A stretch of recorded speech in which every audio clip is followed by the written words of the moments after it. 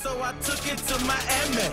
Got 3 hustles, don't need a 9 to 5. Throw that money in the air, watch that motherfucker fly.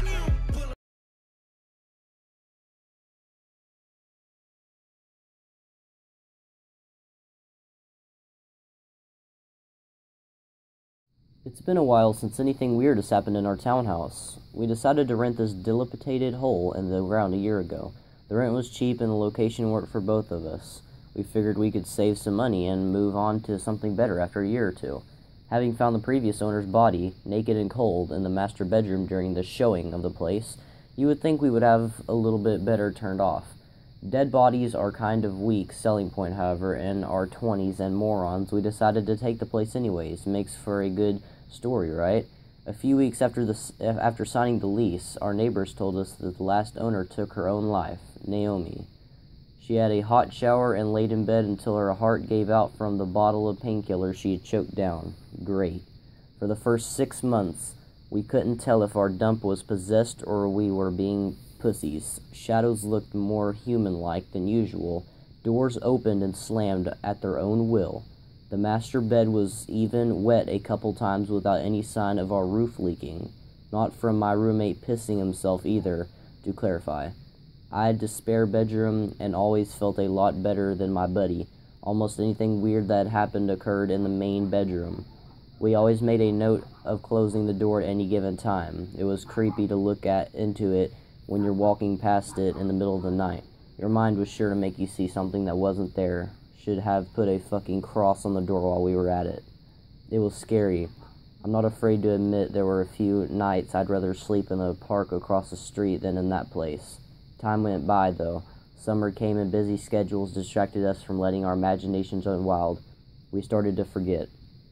Recently, being a social butterfly and meeting new people, I was reminded of our fucked up Casper situation.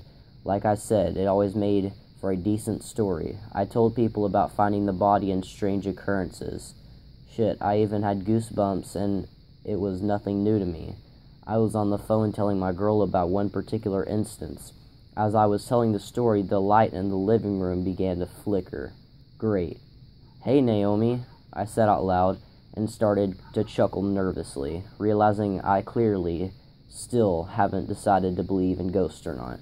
Last night was the most recent Naomi story. I don't actually know if it's related to her, but living in a house where the previous owner killed herself, she kind of becomes the fall guy for paranormal shit. I was lying in bed.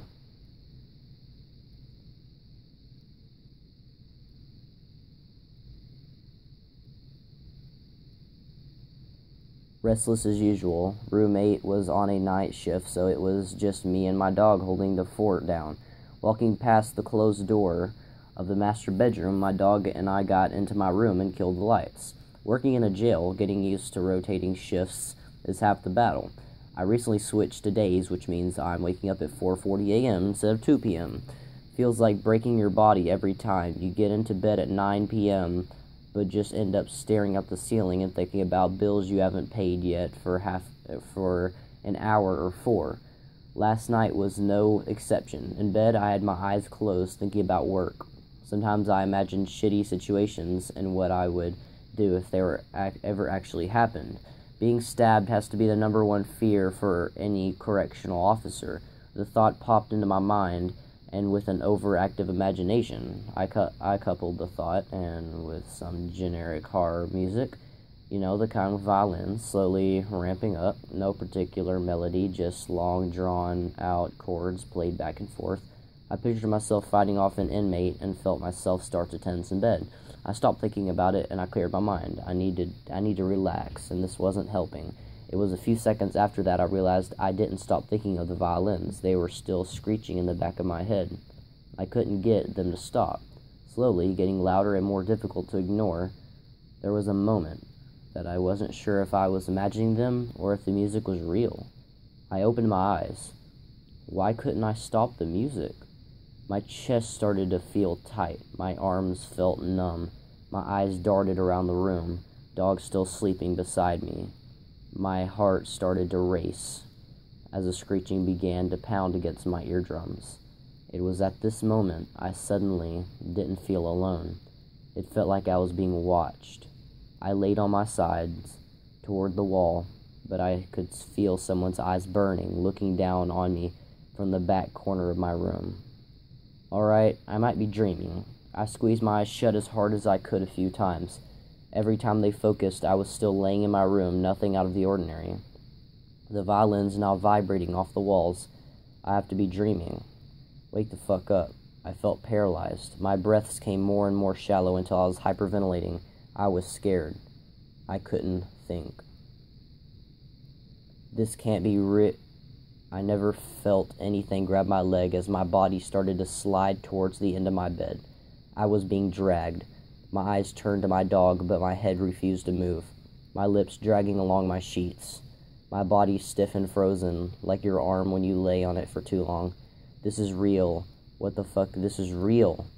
I screamed in my head and forced myself to blink a few more times. Each time I opened, I was further away from the head of my bed. My legs hit the ground, and then my torso. I closed my eyes. I couldn't look at it. I couldn't look at her. I was terrified. If whatever it is dragged me off my bed doesn't kill me, my incoming heart attack will. It felt like I forced myself to vomit just to let out a scream. Eyes closed, I started to moan and scream as loud as I could. I sounded like I was deaf. My body began to move again as I flailed my arms around and tucked in my legs, still screaming. I opened my eyes and to face her.